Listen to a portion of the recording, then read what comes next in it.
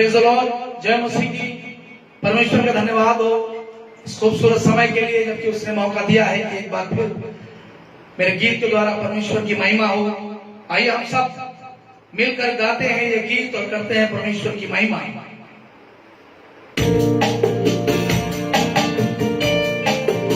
मेरे गीत के बोल हैं, आओ नहाने खून मसीह में, खुलकर हो जाए साफ, तौबा करने सर को झुका ले, यीशु करेगा माफ। हालेलुया। आओ नहाने खून मसीह में, खुलकर हो जाए साफ,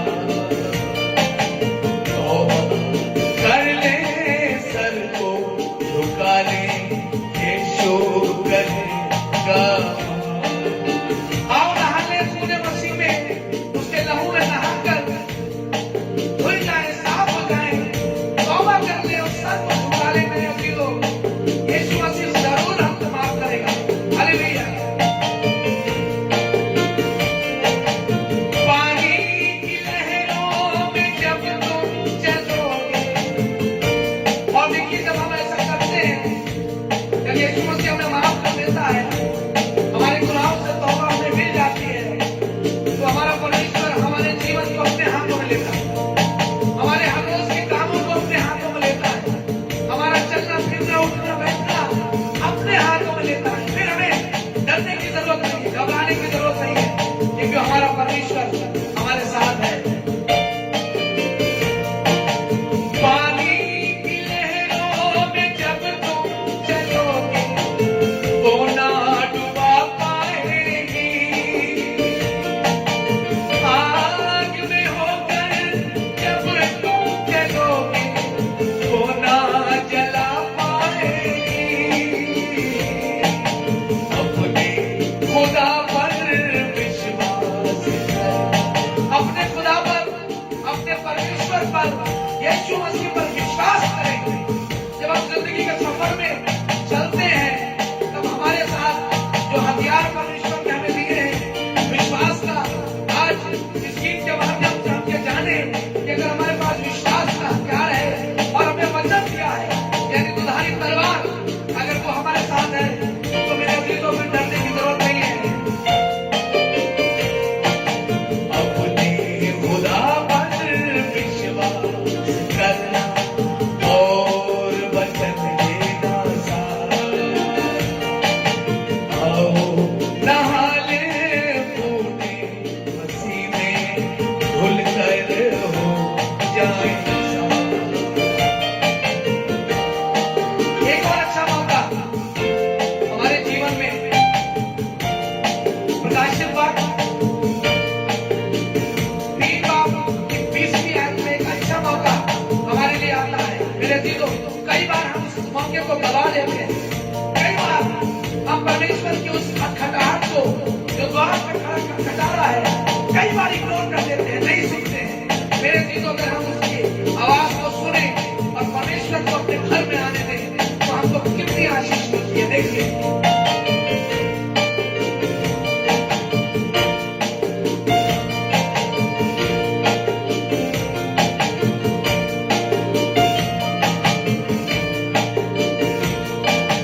जागो मसीह हो और जवानों, द्वार पे यीशु खड़ा है। जागो मसीह हो और जवानों, द्वार पे यीशु खड़ा है। लेकिन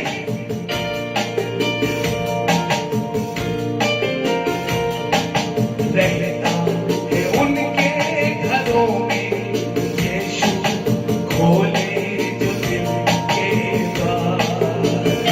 जो अपने दिलों के द्वार को यीशु मसीह के लिए खोल देते हैं, उनके घरों में रहता है यीशु। उसने कहा है कि जो कोई मेरे शब्द सुनकर मेरे लिए अपने दिल के द्वारों को खोलेगा, मैं उसके घर में उसके साथ रहूंगा। मेरे अजीज, रहता है उनके घरों में यीशु, खोले जो दिल के द्वार। आओ नहा ले खून मसीह में, खुलकर हो जाए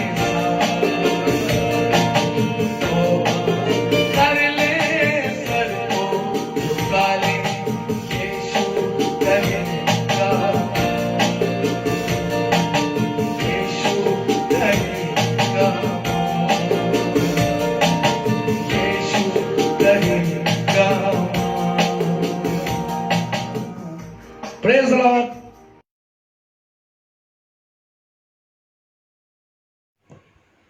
हेलो एवरीवन, सबको जय मसीह की। मेरा नाम पीयूष चौधरी है।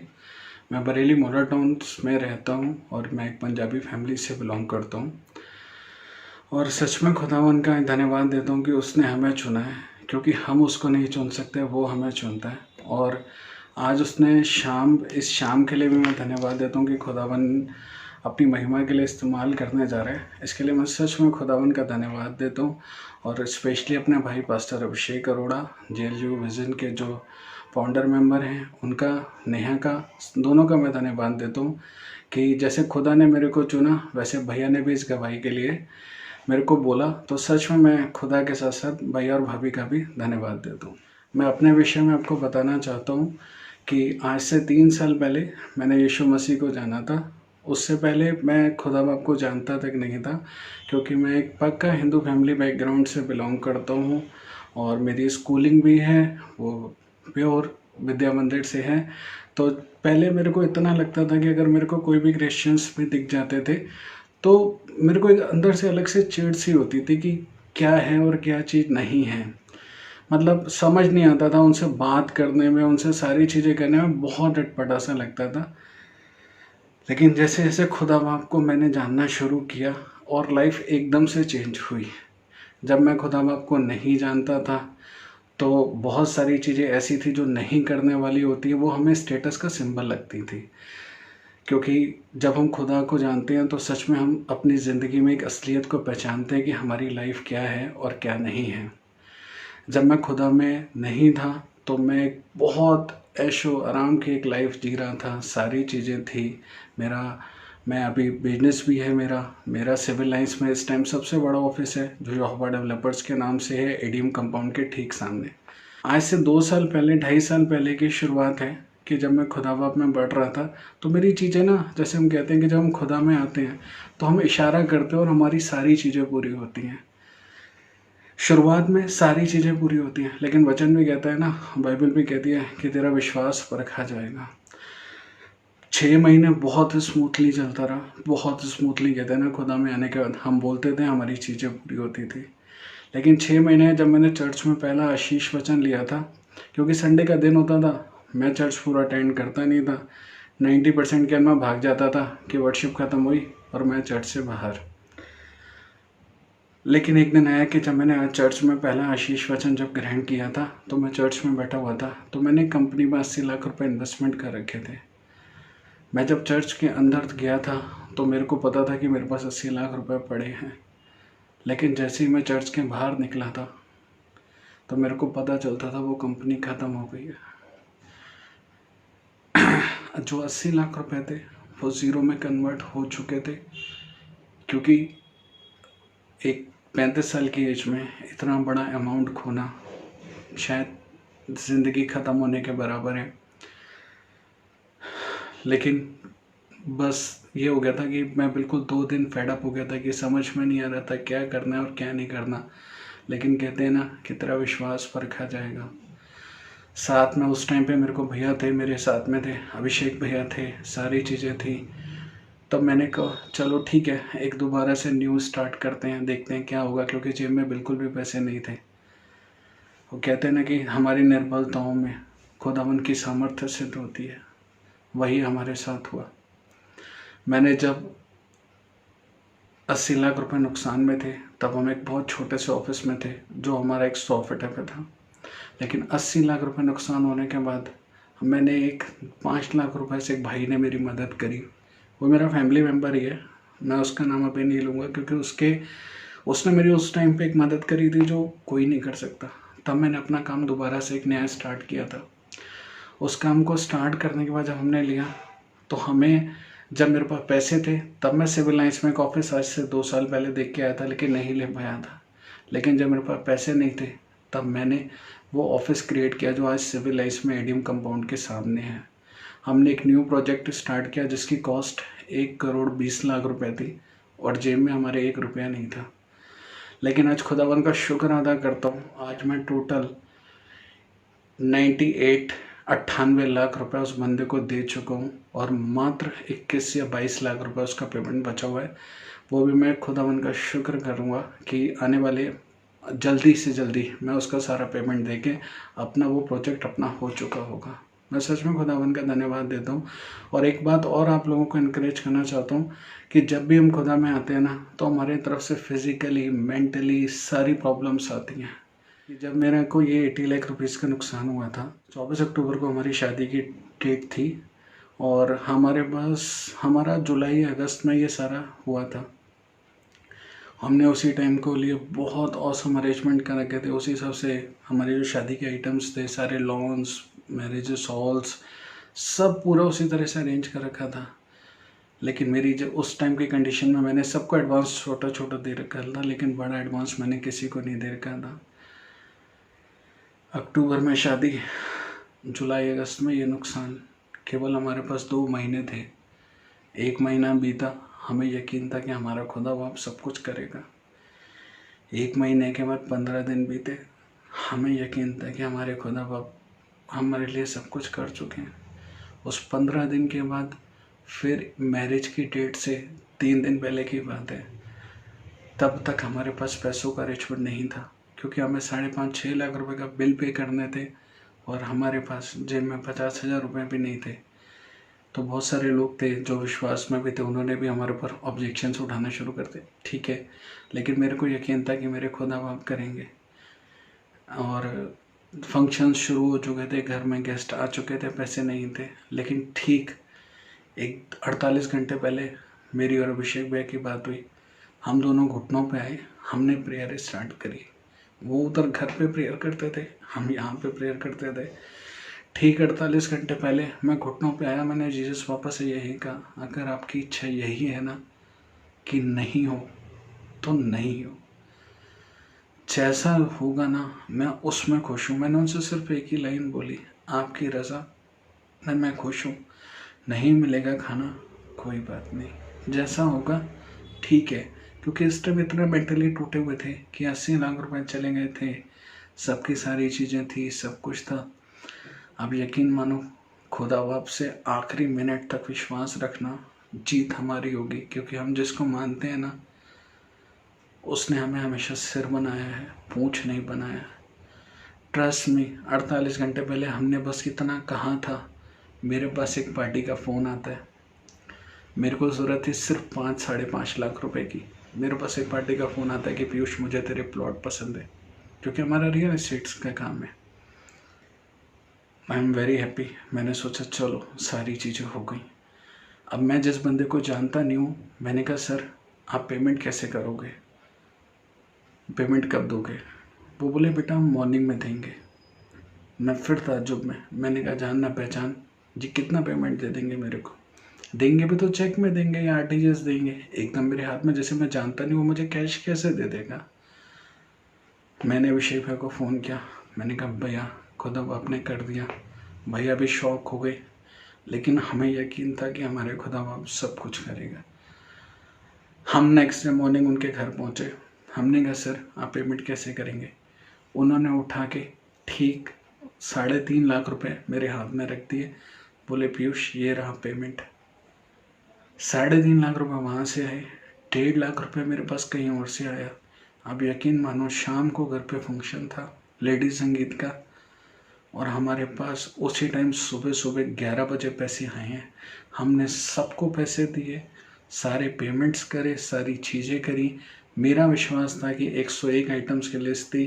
घर वाले सब कह रहे थे कि ये आइटम 90 कर लो, कम कर लो, लोग कम कर लो, लेकिन मुझे यकीन था कि मेरे जीसस पापा मेरे लिए सब कुछ करेंगे। आज मैं सबको कहता हूँ और इस चैलेंज के साथ कहता हूँ कि 80-85 लाख रुपए नुकसान होने के बावजूद मेरी जेब में मैंने एक अपने फैमिली मेम्बर से पैसे उधार लेके काम स्टार्ट किया, और आज की डेट में मैं 1 करोड़ के आसपास उस बंदे को जिसको पैसा देना था मैं दे चुका हूँ। ये सच में मेरी कोई खूबी, कोई की लियाकत नहीं है, ये सिर्फ मेरे जीसस पापा का अनुग्रह है। प्रेज़ लॉर्ड, परमेश्वर का धन्यवाद करते हैं इन अच्छे लम्हों के लिए। और आइए कुछ देर वर्शिप के द्वारा हम परमेश्वर के नाम को महिमा देंगे।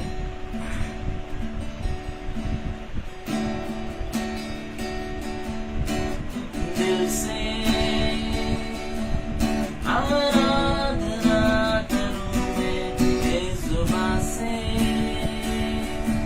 नाम तेरा ही लूं मैं पूरे दिल से, आराधना करूं मैं बेजुबान से,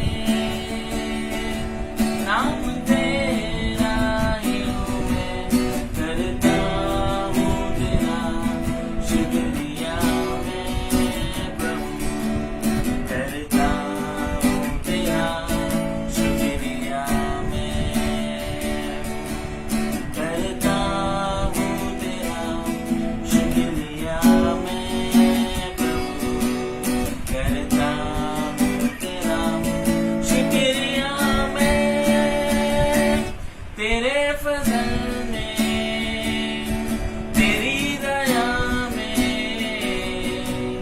लिपटा मैं रहता हूँ, तेरे फजल में तेरी दया में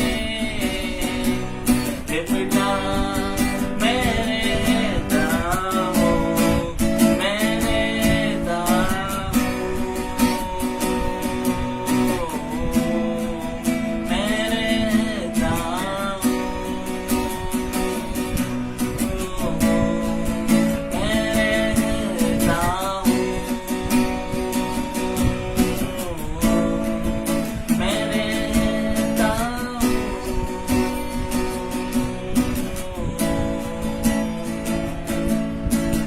जब होता हूँ मैं चैन कभी, तेरी रूह तब मुझको थामती है, जब होता हूँ मैं चैन कभी, तेरी रूह तब मुझको थामती है, मेरी मुश्किलों में हर एक दर्द और गम में खुदावन तू ही मेरा शाफी है, मेरी मुश्किलों में हर एक दर्द और गम में खुदावन तू ही मेरा शाफी है, करता हूँ तेरा शुक्रिया मैं प्रभु, करता हूँ तेरा शुक्रिया मैं, करता हूँ तेरा शुक्रिया मैं प्रभु, करता हूँ तेरा शुक्रिया मैं, तेरे फजल में तेरी दया में लिपटा मैं रहता हूँ, तेरे फजल में तेरी दया में लिपटा मैं रहता हूँ, मैं रहता हूँ।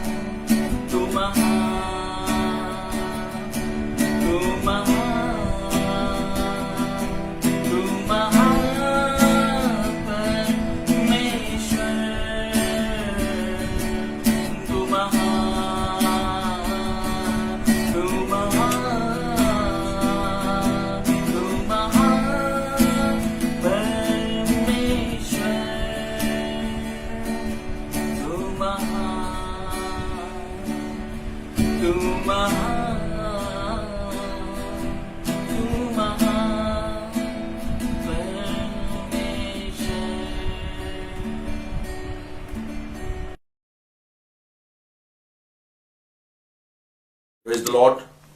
परमेश्वर का धन्यवाद है कि वो हमें इस लायक बनाता है कि हम उसके चरणों में आने वाले हो सकेंगे। और मैं धन्यवाद देता हूँ परमेश्वर का कि उसने मेरे जीवन में बहुत सी टेस्टिमनीज दी हैं और सबसे बड़ी टेस्टिमनी मेरे जीवन की है। और मैं धन्यवाद देता हूँ पास्टर अभिषेक अरोड़ा का कि उन्होंने इस लायक समझा कि हम जवानों को, हम लोगों को, हम मेंस को, सबको इस लायक समझा उन्होंने कि अपनी अपनी टेस्टिमनीज और अपने अपने प्रेयर्स, अपने सॉन्ग्स और टैलेंट्स को शो कर सकें।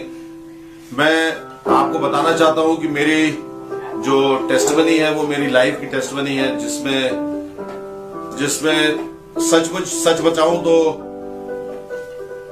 मेरी लाइफ बिल्कुल बेकार थी और मैं नशे की हर एक हालत में ऐसा गिरा हुआ था कि मैं शराब, गुटखा, सिगरेट, खैनी सभी कुछ का सेवन करता था। और सन 2004 में जब डॉक्टर हैंसल फेड्रिक आए तो उन्होंने एक वचन को शेयर करा और वो जो वचन था वो मैं आप लोगों के सामने पढ़ना चाहता हूं। पहला कुरिन्थियों उसकी 3:16 आयत, उसमें ऐसा लिखा है, क्या तुम नहीं जानते कि तुम परमेश्वर का मंदिर हो और परमेश्वर का आत्मा तुम पर वास करता है। यदि कोई परमेश्वर के मंदिर को नष्ट करेगा तो परमेश्वर उसे नष्ट करेगा, क्योंकि परमेश्वर का मंदिर पवित्र है और वह तुम हो। तो प्रिय भाइयों और बहनों, मैंने इस बात को समझा कि हाँ, सचमुच ये मेरा मंदिर जो है, जो मेरा शरीर है, वो परमेश्वर का मंदिर है और मुझे ये सब बुरी आदतों से निकलना है। और वही समय था, मैंने सारी चीजें एक साथ छोड़ी। और वैसे तो मैं आपको बताना चाहता हूं कि जब से वो चीजें सारी छोड़ी हैं तब से मेरे जीवन में इतना बदलाव आया और परमेश्वर की आशीषें मेरे जीवन में आई और दिन ब दिन हर एक चीज मुझे मुहैया कराता गया परमेश्वर। और मैं बहुत छोटे शब्दों में बताना चाहता हूं कि आज की डेट ऐसी है कि आज हर एक चीज, कोई भी चीज हो, वो मेरे पास मुहैया है, क्योंकि सिर्फ परमेश्वर के साथ मैं चलता हूं और परमेश्वर को आगे रख के मैं चलता हूं। और कुछ एक वचन आपसे शेयर करना चाहता हूं। ये मेरी लाइफ के ये वचन है जिन पे मैं काफी डिपेंड करता हूं। इसमें सबसे पहला वचन है व्यवस्था विवरण 28 उसकी 12 आयत, जहां इस प्रकार लिखा है, यहोवा तेरे लिए अपना आकाश रूपी उत्तम भंडार को खोलकर तेरी भूमि और समय पर में बरसाया करेगा और तेरे सारे कामों पर आशीष देगा और तू बहुतेरी जातियों का उद्धार देगा, परंतु किसी से तुझे उधार लेना ना पड़ेगा। परमेश्वर का पाक कलाम के पढ़े जाने पे आशीष हो। और मैं दूसरी आयत जल्दी से आपसे शेयर कर दूं, जिसमें जो नीति वचन 16 उसकी तीसरी आयत बताती है। यहाँ इस प्रकार लिखा है, अपने कामों को यहोवा पर डाल दे, इससे तेरी कल्पनाएं सिद्ध होंगी। जी हाँ भाइयों बहनों, मैं सच बताता हूँ आपको कि अगर आप अपनी सारे कामों को परमेश्वर के हाथों में सौंप दें तो सारे काम बहुत ही अच्छी तरीके से संपन्न होने वाले हैं। और मैं ऐसा करता हूं और ये मेरा एक्सपीरियंस है। और लास्ट वर्स मैं आपको बताऊं, जो कि कुलूसियों 3 उसकी 17वीं आयत बोलती है। कुलूसियों 3 उसकी 17वीं आयत में ऐसा लिखा है, वचन में या काम में जो कुछ भी करो सब प्रभु यीशु मसीह के नाम से करो और उसके द्वारा परमेश्वर पिता का धन्यवाद करो। जो भी काम आप करते हैं उसको अच्छी तरीके से करिए। और मैं चाहता हूं कि आप लोग भी, जैसे मैं नशे से मुक्त हुआ, आप लोग भी नशे से मुक्त होइए। और मैं दुआ करता हूं परमेश्वर से कि ऐसे जो भाई बहन जो नशे की आदतों में हैं, बहुत सी लेडीज हैं ऐसी, बहुत से जेंट्स ऐसे हैं जो शराब पीते हैं या गुटखा खाते हैं या सिगरेट पीते हैं, मेरी दुआ है परमेश्वर से कि वो आपको सामर्थ देगा और आप उन सब चीजों से मुक्त होने पाएंगे। Praise the Lord.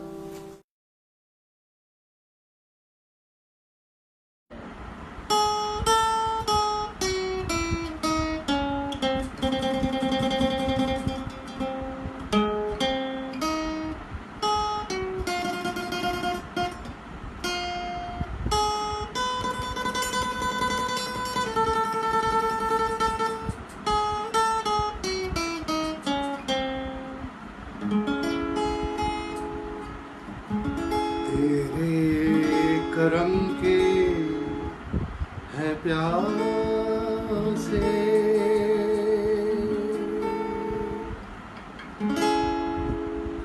तेरे करम के है प्यासे, तेरे करम के है प्यासे, प्रेम का सागर है तू, खाली है दामन हमारा, तेरे करम के है प्यासे,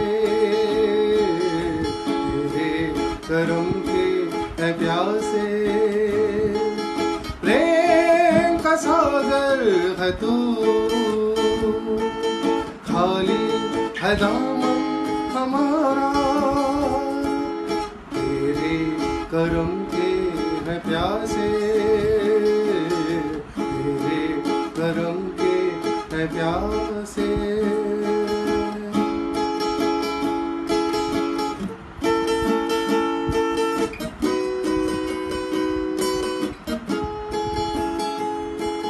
हम तेरे पापी बंदे, गुनाहों में है अंधे, हम तेरे पापी बंदे, गुनाहों में है अंधे, इतना करम तू कर दे, इतना करम तू कर दे, प्यार से दामन भर दे, तेरे करम के है प्यासे, तेरे करम के है प्यासे।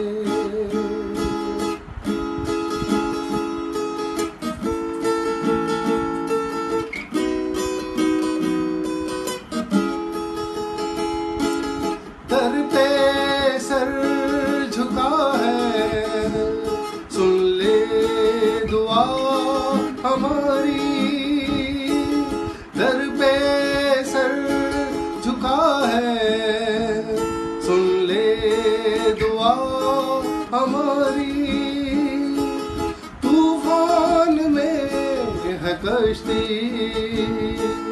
तूफान में है कश्ती,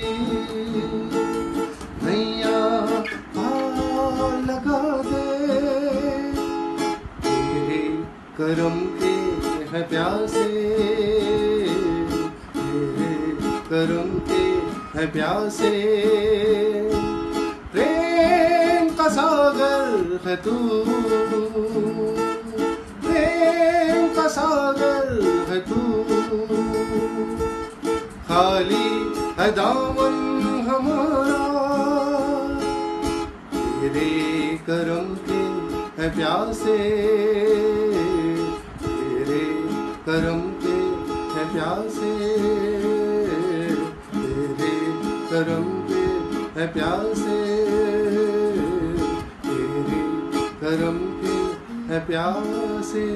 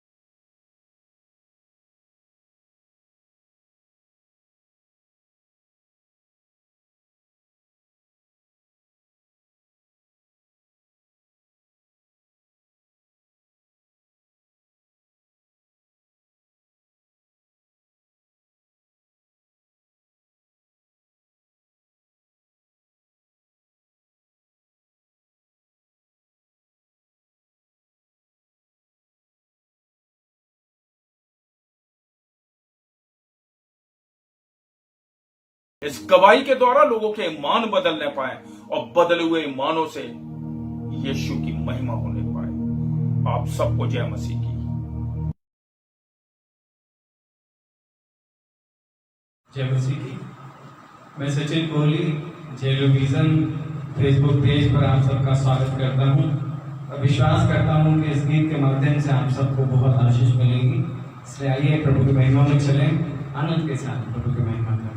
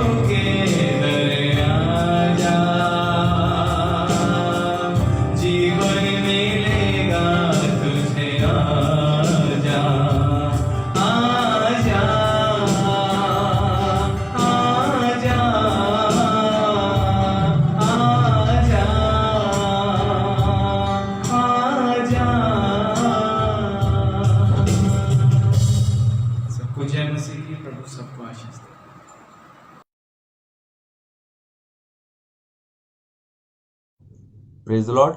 परमेश्वर के नाम का धन्यवाद हो कि उसने एक बार फिर से ये मौका दिया कि हम उसकी संगति में कुछ देर बैठ सकें, उसके वचन पे थोड़ी देर मनन कर सकें। आज का वचन स्टार्ट करते हैं एक इवेंट से। इवेंट जो है, जो हम सभी ने फेस किया अपने जीवनों में, वो है इंटरव्यू। और इंटरव्यू का एक खास प्रोसेस होता है गवर्नमेंट सेक्टर में। जब इंटरव्यू होता है तो इंटरव्यू होने से पहले किसी भी एक पोस्ट के लिए पेपर में एडवर्टाइज़ किया जाता है, जिसमें उसमें लिखा होता है कि आपकी एक मिनिमम क्वालिफिकेशन होनी चाहिए और आपको ये सैलरी दी जाएगी।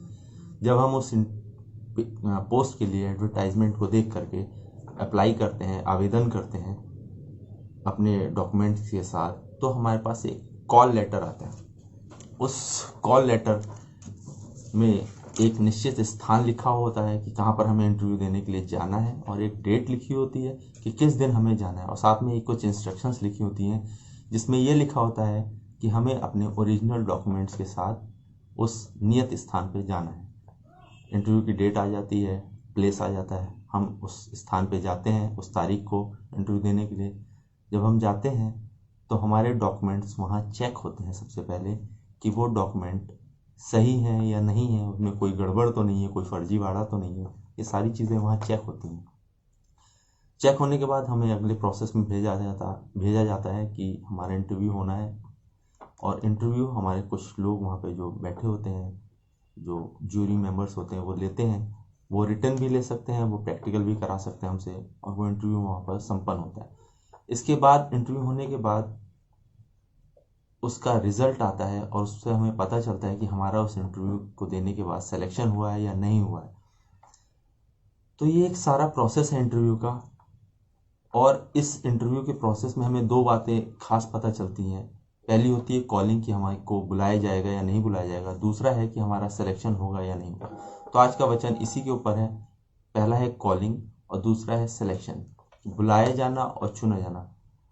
अब इसी केस में हम एक नया केस जोड़ते हैं, स्पेशल केस जोड़ते हैं। और वो स्पेशल केस ये है कि अगर हमें ये पहले से पता हो इंटरव्यू में कि हमें उस इंटरव्यू में बुलाया भी जाएगा और हमारा सिलेक्शन भी होगा।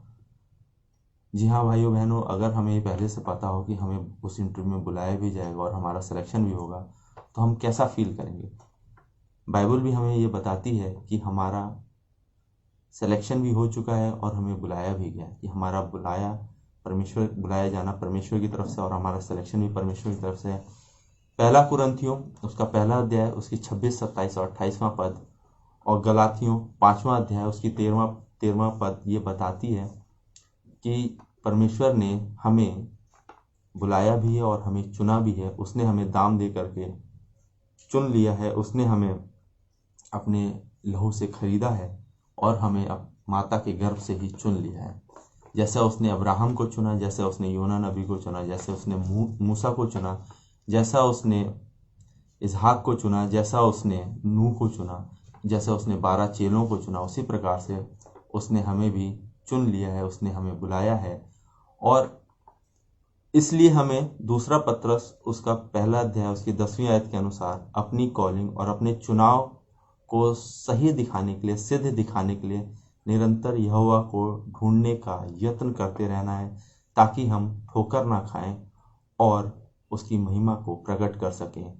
और जब हम उसकी संगति में आगे बढ़ते हैं, उसकी सामर्थ्य में आगे बढ़ते हैं, उसके वचन में आगे बढ़ते हैं, तो जब अंत में तुरही फूकी जाएगी, मत्ती 24 और उसके 31 पद के अनुसार जब दूध भेजे जाएंगे पृथ्वी के छोर से, तो हमें बुलाने के लिए अपने चुने हुओं को, तो परमेश्वर हमें ऐसी सामर्थ्य दे, ऐसा हमें तौफीक दे कि हम उसकी सामर्थ्य में आगे बढ़ते रहें, उसके वचन में आगे बढ़ते रहें, और दूत हमें ढूंढें और हमें उसके राज में प्रवेश करने के लिए इकट्ठा कर सकें। Praise the Lord.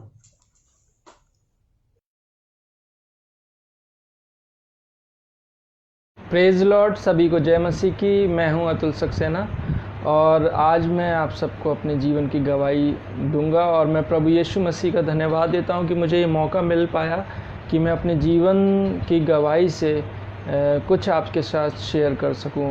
वैसे तो बहुत लंबी है, लेकिन फिर भी मैं शॉर्ट में देने की कोशिश करूंगा।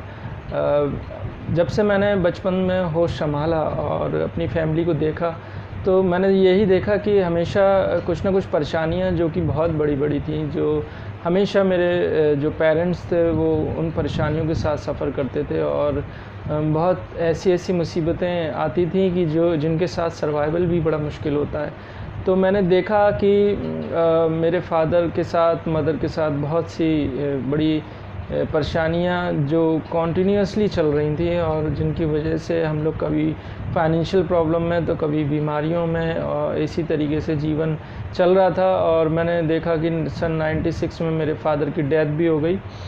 इसके बाद मेरी मदर ने हम लोगों को पढ़ाने के लिए और बड़ा करने के लिए काफ़ी स्ट्रगल किया। लेकिन एक समय ऐसा आया जब हम लोगों की मुलाकात जो है कुछ ऐसे लोगों से हुई जो कुछ हमारी फैमिली को देखकर बताया करते थे। तो हमने पूछा कि भाई ऐसी समस्याएं क्यों आती हैं और क्यों इतना बड़ा मतलब परेशानियां हम लोगों को झेलनी पड़ रही हैं।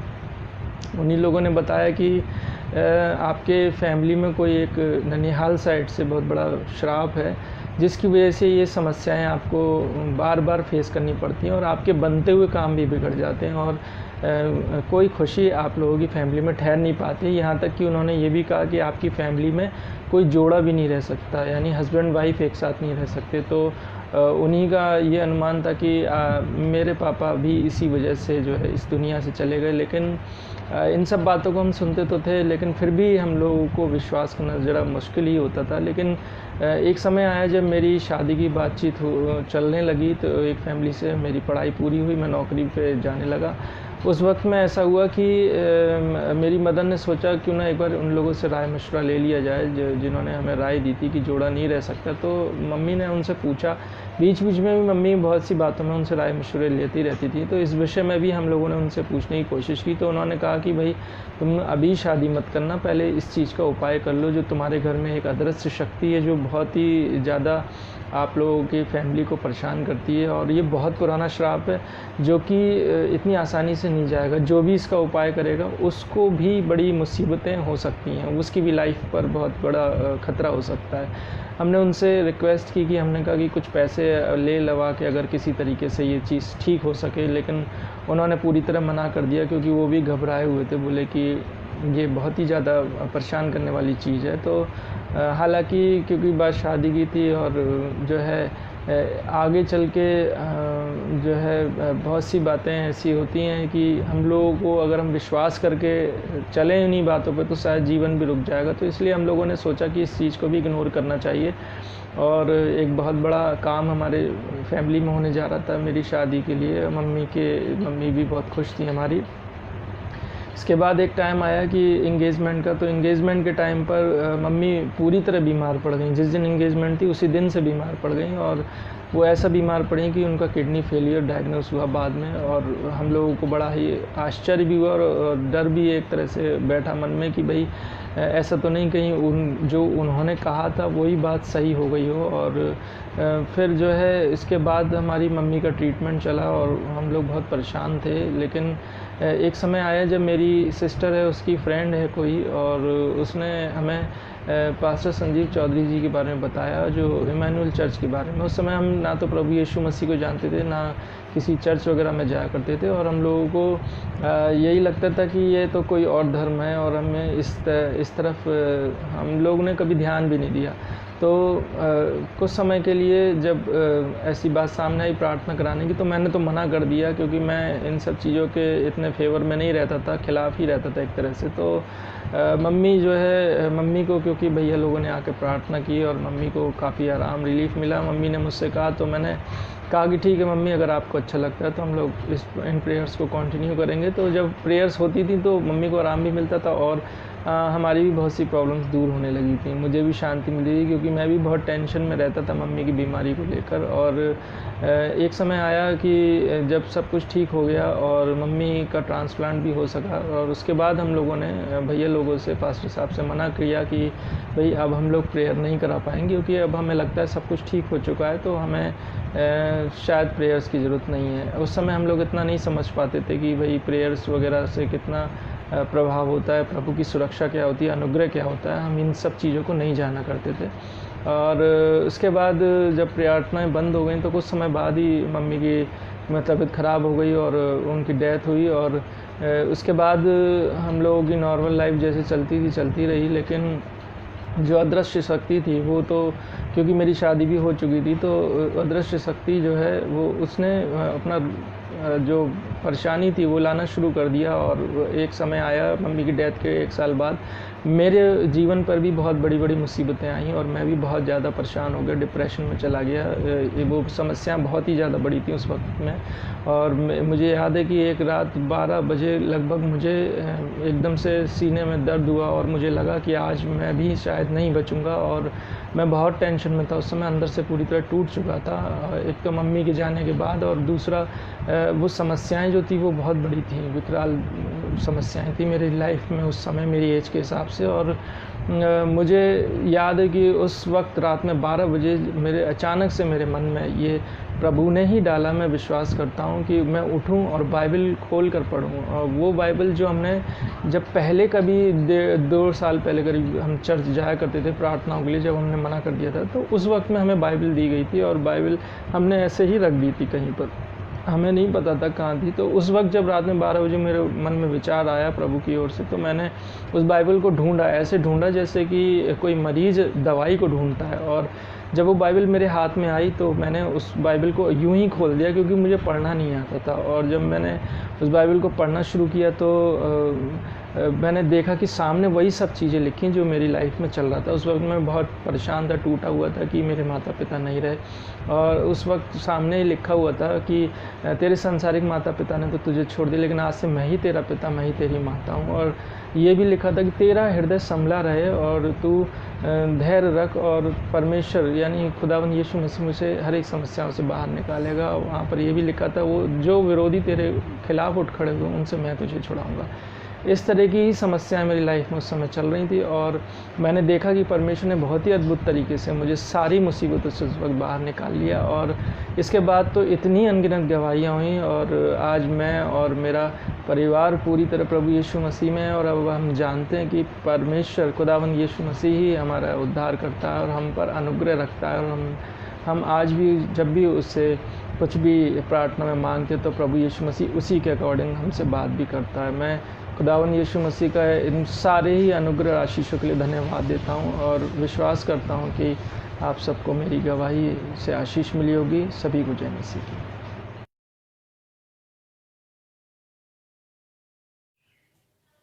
आप सभी को जय मसीह की।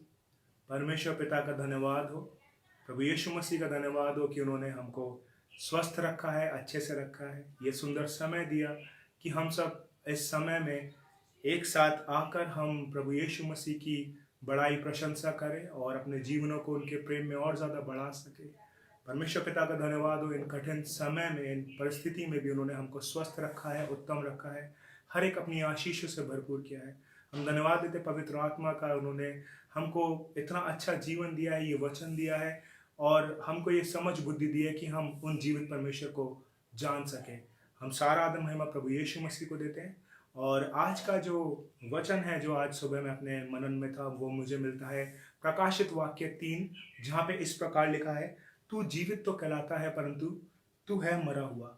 जब मैं इस बात को सोच रहा था, एक गंभीर चिंतन में मैं उतर गया और मैंने इसको जब ध्यान किया, वाकई में हम मसीही तो कहलाते हैं पर हमारा जीवन मसीही जैसा नहीं है। हम अपने आप को क्रिश्चियंस तो कहते हैं पर हमारा जीवन रियली में क्राइस्ट इन जो होता ना, मसीह ही अंदर हमारे, वैसा जीवन नहीं है। और इस रीति से वचन कहता है तू जीवित तो कहलाता है परंतु है मरा हुआ। और आगे हमें एक चेतावनी मिली है, जागृत हो और उन वस्तुओं को जो बाकी रह गई हैं और जो मिटने को हैं उन्हें दृढ़ कर, क्योंकि मैंने तेरे किसी काम को अपने परमेश्वर के निकट पूरा नहीं पाया। मेरे प्रियो, आज मसीह समाज में एक बहुत बड़ी गंभीर समस्या और एक चिंता का विषय वो यही है कि हम एक स्पिरिचुअल ओढ़नी ओढ़ के हम अपने आप को सोचते हैं कि हम मसीह की इच्छा को पूरा कर रहे हैं। हम बिना स्वामी की, हम बिना गुरु की इच्छा को जाने हम कार्यों में लगे हुए हैं। अलग अलग जगह पे हम देखते हैं लोग जो हैं अलग अलग प्रकार के परिश्रम कर रहे हैं। मैं परमेश्वर का धन्यवाद देता हूँ, लोग ऐसा हृदय रखते हैं, परंतु अगर वो कार्य परमेश्वर के वचन के अनुसार, परमेश्वर के हृदय के अनुसार नहीं है तो वचन बताता है सारे कार्य जो हैं वो मैले चित्रों के समान है। तो मेरे प्रियो, जरूरी है कि जबकि हम देखते हैं सारे निशानात पूरे होते हुए जाते हैं और काफ़ी गंभीर समय है, तो ज़रूरी है कि हम अपने आप को इस वचन से जांचें, अपने आप को इस वचन से चेक करें कि कहाँ पे हमारी कमी है। और जैसा 11वीं आयत में लिखा हुआ है, परमेश्वर कहते हैं मैं शीघ्र आने वाला हूँ। यीशु मसीह बोलते हैं मैं शीघ्र आने वाला हूँ। और ये काफ़ी हमारे लिए एक एक्साइटमेंट का एक टाइम है जिसमें हम अपने जीवन को प्रिपेयर करें। हमारा दूल्हा जल्द आने वाला है और हमें अपने जीवन को और ज़्यादा श्रृंगार से और ज़्यादा परमेश्वर के आत्मा से अपने आप को भर के, अपने आप को और ज़्यादा परमेश्वर के अभिषेक में बढ़ा के यीशु मसीह के लिए अपने आप को तैयार करना है। हालेलुया, परमेश्वर का धन्यवाद हो। और ऐसा करने से, जैसा हम देखते हैं यूहन्ना 14:2-3 में, यीशु मसीह ने हमसे प्रॉमिस किया है, ये एक कंफर्मेशन है। उन्होंने कहा मैं जाता हूँ और तुम्हारे लिए जगह तैयार करता हूँ, और अगर ना होते तो मैं तुम्हें कह देता। ये एक कंफर्मेशन है, यीशु मसीह गए हैं और वो वापस भी आएंगे। और जैसा उन्होंने ये वचन कहता है मैं शीघ्र आने वाला हूँ। यीशु मसीह का दूसरा आगमन कब है हमें नहीं पता है, परंतु हमारा जीवन जब तैयार रहेगा हम ज़रूर से परमेश्वर के साथ में उस विवाह में सम्मिलित होने पाएंगे। मगर एक चिंता की बात है, वो ये है कि अगर हम अपने जीवन को परमेश्वर के वचन के अनुसार तैयार नहीं करते हैं तो एक दुष्ट है, एक शैतान है जो फिराक में है, वो हमारे मुकुट को छीनना चाहता है। जैसा आगे लिखा है, वो हमारे मुकुट को चुराना चाहता है। और चोर जो है वो चोर की मानंद आएगा, वो घात और हत्या करने ही आता है। तो ज़रूरी ये है कि जो हमारे हृदय में जो वचन रूपी बीज बोया गया है, हम अधिकांश उसको अधिकाई से परमेश्वर के आत्मा के द्वारा, हम फीलिंग्स के थ्रू नहीं, हम इमोशंस के थ्रू नहीं, वरन हम आत्मा के द्वारा अपने जीवन को बढ़ाएं और चलाएं। क्योंकि जैसा 15वीं आयत में लिखा है, मैं तेरे कामों को जानता हूँ और तू ना तो ठंडा है और ना गर्म है। एंड इसमें आगे लिखा है इसलिए तू गुनगुना है। परमेश्वर हमको बोल रहे हैं कि हम ल्यूकवार्म क्रिश्चियंस हैं। आज मसीह समाज में सबसे बड़ी समस्या यही है कि हम परमेश्वर के कार्य को अपनी रीति से करना चाहते हैं। हम बिना मास्टर की, हम बिना यीशु मसीह की इच्छा को जाने, बिना उनकी आवाज़ को सुने, हम अपने आप से कार्य को करना चाहते हैं, जो कि एक चिंताजनक विषय है। तो ज़रूरी है कि हम परमेश्वर की बात को सुने, उनके प्रेम को जाने, क्योंकि वो बड़े प्रेमी, दयालु, करुणा परमेश्वर हैं। और अगर हम देखते हैं उनका जो एक और रूप है, वो क्रोध करते हैं, वो पाप को बिल्कुल बर्दाश्त नहीं करते। और जैसा बाइबल बताती है वही न्याय करता है, और जब न्याय का समय आएगा हमारा ही न्याय परमेश्वर करेंगे। तो ज़रूरी ये है कि हम अपने जीवन को परमेश्वर के अनुसार बढ़ाएं, जबकि हमें यह अनुग्रह मिला है कि इस लॉकडाउन में हम और ज़्यादा परमेश्वर के साथ निकटता में आए, आत्मिक रीति से हम कनेक्ट हो। क्योंकि कई बार हमारे जो इमोशंस होते हैं, जो हमारी फीलिंग्स होती हैं, वो हमको उस परमेश्वर की उपस्थिति से में बढ़ने से हमें रोकते हैं। और यही एक द्वंद्व है जिसमें हमको समझना है कि शैतान नहीं चाहता कि हम आत्मिक रीति से बढ़ें। और आत्मा के फल और आत्मिक वरदानों में जब हम बढ़ेंगे तो क्यों ना, जबकि हमको परमेश्वर ने एक रिस्पॉन्सिबिलिटी दी है, इस देश में रखा है, हम आज़ादी से उनका नाम ले सकते हैं, तो क्यों, जब ऐसा होने पाएगा, हम परमेश्वर के आत्मा से भरे जाएंगे, तो हम उनके सुसमाचार को प्रचार करेंगे आत्मा के प्रभाव के द्वारा। और जैसा इसमें आगे लिखा हुआ है, जो परमेश्वर का प्रेम है, और जैसा प्रकाशित वाक्य का जो कंक्लूडिंग मैसेज है वो है कि देख मैं द्वार पे खड़ा खटखटाता हूँ। और यीशु मसीह जो है आज भी हमें नॉक कर रहे हैं। ये एक गंभीर विषय है। वो चाहते हैं कि वो हमारे भीतर आए, वो हमारे जीवन में अधिकाई से पूर्ण रूप से बसना चाहते हैं, और वो भीतर आके भोजन करना चाहते हैं। जो हम शारीरिक दशा में बात करते हैं, तो हम शारीरिक रीति से हम 3 समय का भोजन करते हैं ताकि अपनी इस मरणहार देह को जीवित रख सके। बट अगर आत्मा की बात आती है, हम आत्मा के विषय में ज़्यादा चिंता नहीं करते हैं। और जैसा बाइबल बताती है, यीशु मसीह ही वचन है जो देहधारी हुआ था। जब हम अधिकाई से इस वचन को पढ़ेंगे, अपने जीवन में बसने देंगे, जैसा दाऊद बोलते हैं भजन संहिता 119 में कि मैंने आपके वचन को अपने हृदय में रख छोड़ा है ताकि आपके विरुद्ध पाप ना करूं। जब हम अधिकाई से इस वचन को अपने जीवन में बसने देते हैं, यीशु मसीह हमारे जीवन में पूरा कब्जा करते हैं, और इस रीति से हम आत्मा के अनुसार चलाए जा सकते हैं। अदरवाइज अगर हम अपने इमोशंस को, अगर अपनी फीलिंग्स को हम हावी होने देते हैं, तो हम कभी आत्मा के अनुसार नहीं चल सकते, जो कि एक चिंताजनक विषय है। और जैसा बाइबल भी बताती है कि हमारे ऊपर एक छाप रखी गई है पवित्र आत्मा की। जो पवित्र आत्मा के द्वारा जन्माए गए हैं, जो पवित्र आत्मा के द्वारा चलते हैं, वही सिर्फ स्वर्गीय राज्य में प्रवेश करने पाएंगे। सो मेरे प्रियो, इस समय ज़रूरी है कि हम परमेश्वर की निकटता में आए। जैसा मैंने अभी आपसे रेवलेशन 3 के साथ में जो बातचीत करी, रेवलेशन 3 में मुझे 3 R दिखते हैं, जो है रिपेंट, रिकंसाइल और रिवाइव। जब हम पश्चाताप करेंगे, एक पश्चातापी जीवन रखेंगे, हमें स्मरण रहेगा कि मैं एक पापी हूँ, मुझे एक अनुग्रह परमेश्वर की ज़रूरत है, उसके अनुग्रह, उसकी दया की ज़रूरत है। मैं अंगीकार को करता हूँ। मैं उसके क्रूस के पास में जब निकट आऊँगा तो वो मुझे माफ़ करेगा, मुझे क्षमा करेगा, और वही मेरे को परमेश्वर के साथ में रिकंसाइल करते हैं, और वही मेरे जीवन को रिपेयर करते हैं और रिवाइव करते हैं। तो मैं परमेश्वर पिता का धन्यवाद देता हूँ इस समय में, जबकि ये खूबसूरत समय है। जब प्रभु यीशु मसीह का आगमन कब है हमें नहीं पता, और जब हम अपने आप को और ज़्यादा परमेश्वर की उपस्थिति में बढ़ाएंगे, प्रार्थना करें, वचन पढ़ें, यही एकमात्र परमेश्वर की इच्छा है। जैसा बाइबल कहती है, जो मुझसे प्रेम करता है वो मेरी आज्ञाओं को मानता है। यीशु मसीह was himself, Jesus Christ was himself a man of prayer, और पौलुस ने भी इसी बात को बोला है, प्रे विदाउट सीजिंग। हमें निरंतर प्रार्थना में बने रहना है और वचन को पढ़ते जाना है। ये टू वे कम्युनिकेशन है। जब हम वचन को पढ़ते हैं, परमेश्वर हमसे बातचीत करता है, और जब हम प्रार्थना करते हैं आत्मा में, तो परमेश्वर तक हम अपनी बातों को पहुंचाते हैं, और यही परमेश्वर की सिद्ध इच्छा है जिसको हम जानने पाएंगे। आप सबको प्रभु यीशु मसीह में मेरा प्यार और सलाम। जय मसीह की।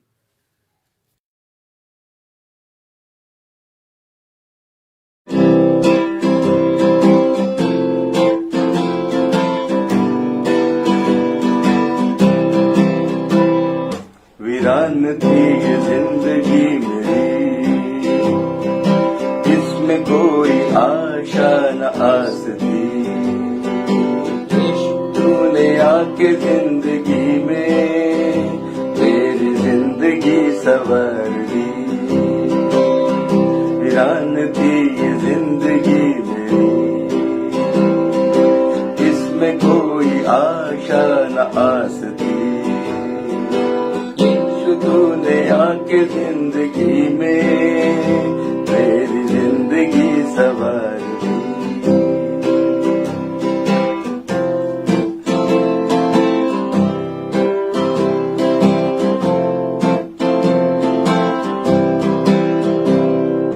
और 30 बरस से मैं था पड़ा, तन्हा मैं तजी रहा। 38 बरस से मैं था पड़ा, तन्हा मैं तजी रहा। तेरे करम की हुई नजर मुझ पे तब हुआ असर। तेरे करम की हुई नजर मुझ पे तब हुआ असर। जिंदगी संवर गई। वीरान थी ये जिंदगी मेरी, इसमें कोई आशा न आस थी। तूने आके जिंदगी में मेरी जिंदगी संवार दी।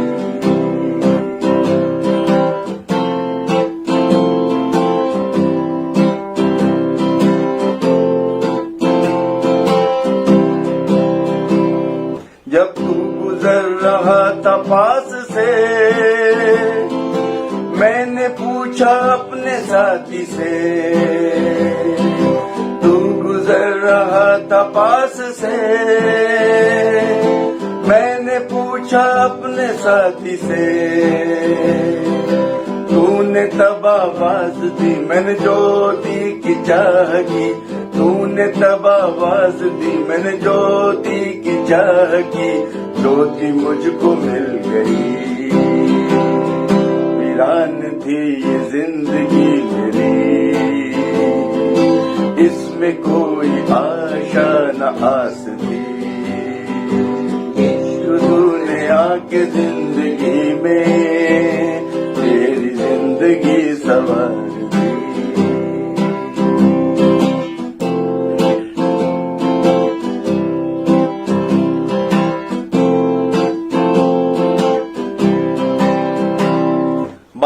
बरस से ना उम्मीद थी, जीने की न कोई चाह थी। 12 बरस से ना उम्मीद थी, जीने की न कोई चाह थी। तेरा दामन जब छुआ, तूने कहा किसने छुआ। तेरा दामन जब छुआ, तूने कहा किसने छुआ। चंगाई मिल गई। वीरान थी ये जिंदगी मेरी, इसमें कोई आशा न आस थी।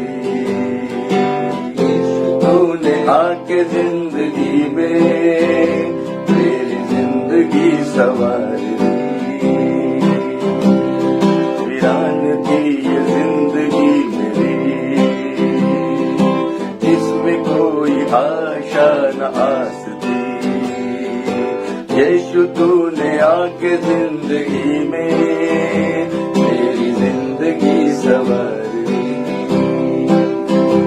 यीशु तूने आके जिंदगी में मेरी जिंदगी संवार दी।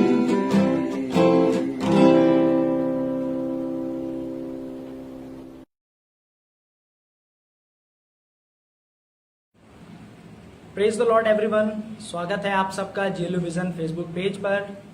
मैं परमेश्वर का धन्यवाद देना चाहता हूं इस समय के लिए, साथ ही साथ पास्टर अभिषेक अरोड़ा जी का, जिन्होंने मुझे अपॉर्चुनिटी दी कि मैं आपके साथ परमेश्वर के वचन को शेयर करूं। आइए इससे पहले कि हम परमेश्वर के वचन में जाएं, मैं आपके साथ एक छोटी सी स्टोरी शेयर करना चाहता हूं। ये स्टोरी है एक भिखारी की जो किसी बाजार में भीख मांगा करता था। जी हाँ, और ये भीख मांगते मांगते उस बाजार में रहने वाले लोगों का, वहां पर पाए जाने वाले शॉपकीपर्स का, वहां पर कार्य करने वाले व्यापारियों का इतना चहेता बन गया था कि एक रोज जब इसकी मृत्यु होती है तो बजाय इसको कब्रिस्तान में दफन करने के, बजाय इसकी लोथ को शमशान में आग लगाने के, उन लोगों ने सलाह करी कि जिस जमीन पर बैठकर ये भीख मांगता है, हम इसकी कब्र उसी जमीन पर बना देंगे और इसको यहीं दफन करेंगे। और जब उन लोगों ने उस जमीन को खोदना शुरू करा तो परमेश्वर के लोगों, आपको बताना चाहता हूं कि उस जमीन में से हीरे निकलने लगे, सोना निकलने लगा, चांदी निकलने लगी और एक भारी भरकम खजाना उस जमीन के नीचे छुपा हुआ था, जो वहां के लोगों को जब उन्होंने उस जमीन को खोदा तो मिला।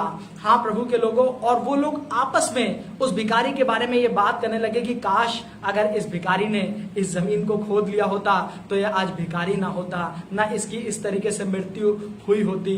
आपस में लोग बात करने लगे कि कितना मूर्ख था ये भिखारी, कितना आपस में लोग बात करने लगे कि ये तो गधा था, अगर काश इसने इस जमीन को खोदा होता तो ये भिखारी नहीं बल्कि सबसे धनाढ्य व्यक्ति होता। जी हाँ प्रभु के लोगों, आज मैं आपको परमेश्वर के नाम से, प्रभु यीशु मसीह के नाम से उत्साहित करना चाहता हूं, ये बताकर कि मैं और आप भी एक खजाने पर बैठे हुए हैं, और जिस खजाने की बात मैं आपसे कर रहा हूं वो कोई और नहीं बल्कि परमेश्वर का वचन है, पवित्र शास्त्र, ये बाइबल है। जी हाँ प्रभु के लोगों, ये बाइबल किसी खजाने से कम नहीं है। कई बार हम लोग की जिंदगी में परमेश्वर की वचन की अहमियत नहीं होती है, लेकिन मैं आपको बताना चाहता हूं परमेश्वर ने अपने वचन को अपने नाम से भी ज्यादा महत्व दिया है। मैं आपके साथ एक आयत पढ़ना चाहता हूं, भजन संहिता 138 अध्याय में उसकी दूसरी आयत में इस प्रकार से लिखा है कि मैं तेरे पवित्र मंदिर की ओर दंडवत करूंगा,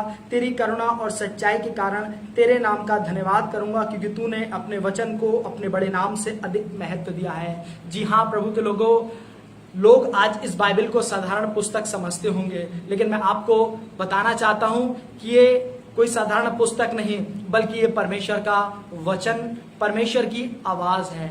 बाइबल में लिखा है कि आदि में वचन था, वचन ही परमेश्वर था और वचन परमेश्वर के साथ था। जी हाँ प्रभु के लोगों, मैं आपको बताना चाहता हूं कि ये बाइबल कोई साधारण पुस्तक नहीं है बल्कि ये बाइबल एक किसी खजाने से भी कम नहीं है। और इसलिए मैं आपको इनकरेज करना चाहता हूं कि आप अपने रोजमर्रा की जिंदगी में जैसे अपने और कामों के लिए समय निकालते हैं, परमेश्वर के वचन को पढ़ने के लिए जरूर से समय निकालिए और आप परमेश्वर के वचन के अनुसार अपनी जिंदगी को जीने की कोशिश करिए।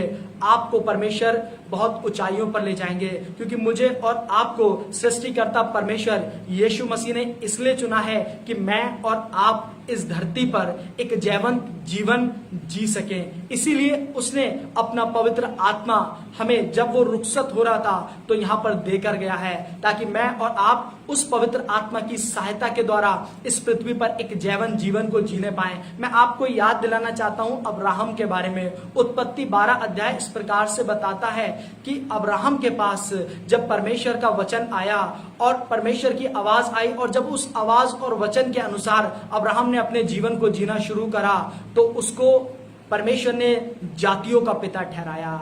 जब एक साधारण व्यक्ति मूसा, जो बोलना भी ठीक से नहीं जाता है, बाइबल बताती है कि वो मुंह का भद्दा था, जब उसके पास परमेश्वर की आवाज आई और जब उसने परमेश्वर के वचन के अनुसार अपने जीवन को, अपने कार्य को करना शुरू करा, तो वो इजराइल का अगुआ बना, एक बहुत बड़ा अगुआ बना, जिसने 6 लाख इजरायलियों को मिस्र की गुलामी से आजाद करवाकर कनान देश पहुंचाने में मदद और सहायता करी। जी हाँ प्रभु के लोगों, ये परमेश्वर का वचन किसी खजाने से कम नहीं है। इसलिए अपनी जिंदगी में आप परमेश्वर के वचन को अहमियत दीजिए, क्योंकि परमेश्वर ने खुद अपने वचन को अपने नाम से भी ज्यादा महत्व दिया है। और मैं आशा करता हूं जब आज शाम से आप इस काम को करना शुरू करेंगे, जब आप रोज परमेश्वर के वचन को पढ़ना शुरू करेंगे, जब इसके अनुसार आप चलना शुरू करेंगे, आप अपने जीवन में परमेश्वर की बहुतायत की आशीषों को प्राप्त करने पाएंगे। सो परमेश्वर आप सबको इस वचन के द्वारा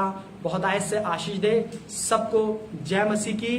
परमेश्वर में आप सब आनंदित और मगन रहिए।